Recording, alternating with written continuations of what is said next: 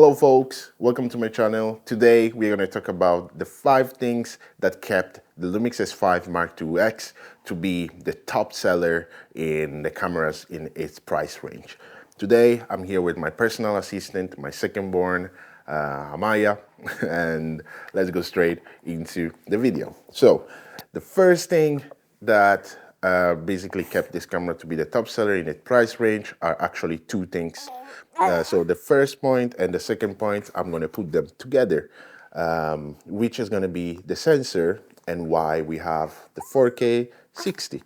So the sensor is quite of a slow sensor. It is 22 milliseconds, I believe, according to Jerome Dan, I think. And that's why we don't have 4K 60 uncropped, because we don't have a fast enough sensor to be able to accommodate an uncropped 4K 60.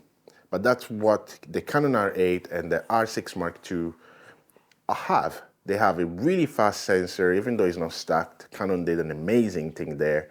They managed to have a so fast sensor that was able to have a 4K 60 uncropped and shoot 40 frames per second with IBIS included. That's pretty impressive. But Lumix has still, from my point of view, a better log format and overall a better system for video. Are you tired, Maro? The assistant got hungry, so I'm back here with myself and you. Let's go straight into the third point. The third point is the HDMI.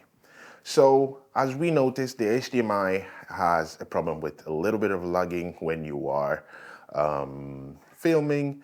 And then we have a problem that I talked about in my previous video where when the monitor, the external monitor is connected, you lose all the information from the back screen, which is a bummer. I would like to have the choice to choose where I want to see my information, if on the back screen or on the monitor or on both.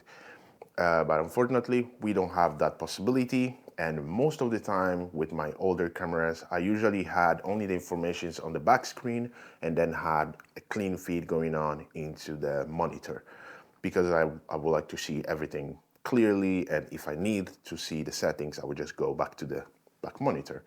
So it would be good if in the firmware update, they could actually implement that, because that will be more useful to us than having the choice of not having any choice.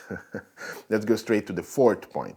The fourth point is raw recording. We know that externally through the Atomos and the Blackmagic Video Assist, you can record ProRes RAW and B-RAW.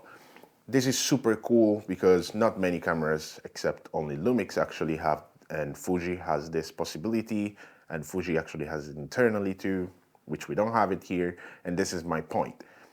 Since we have an SSD possibility of recording externally, and we know that this SSD, the USB-C, is so fast that can record 1.6 gigabyte of ProRes 422 HQ, we know that it can perfectly support B-RAW.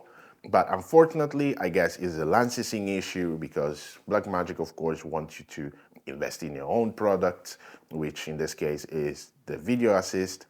And yeah, it's a bummer. It would be cool if they implement this in the SSD, at least for the LUMIX S5IIX, and for the S2, they just implement it for who have already paid for the external recording, or who is going to pay for the external recording in the future. They can just implement that for the B-RAW recording.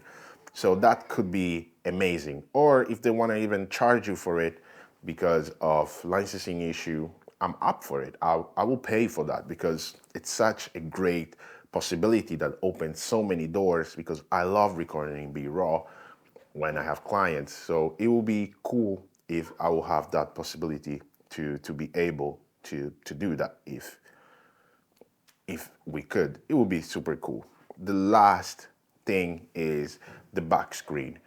For me, this back screen is probably the best in the industry. It's super good and it's really, really amazing as a back screen.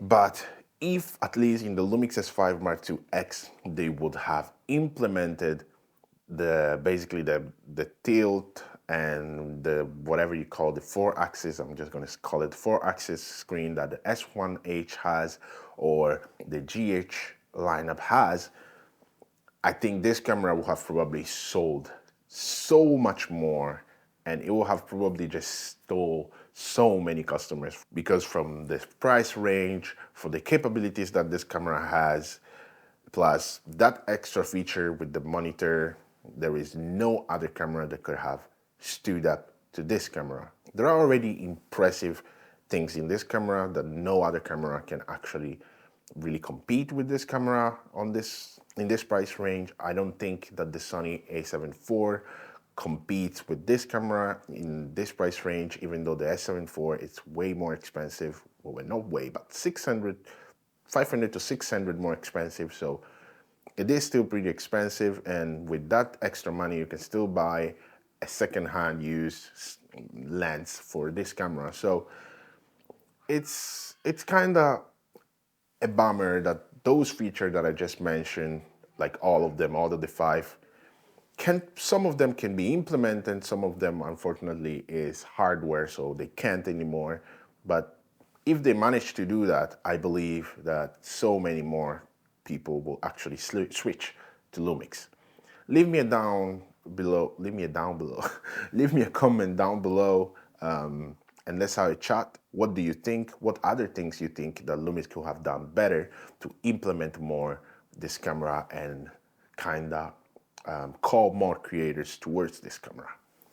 Thank you for hearing me blabbering. This video might be actually my last video for this year, so I hope you had an amazing year. I have a new Instagram for only the YouTube content that I will leave down here below.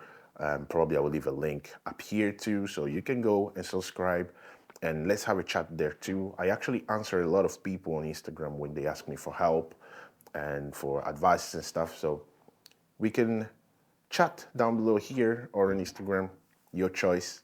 But thank you for sticking here with me. Take good care of yourself. Hope you had an amazing Christmas. If you don't have Christmas, hope you had an amazing holiday, and hope you will have an amazing New Year, and Happy New Year. I'm gonna see you in the next one and see you next year.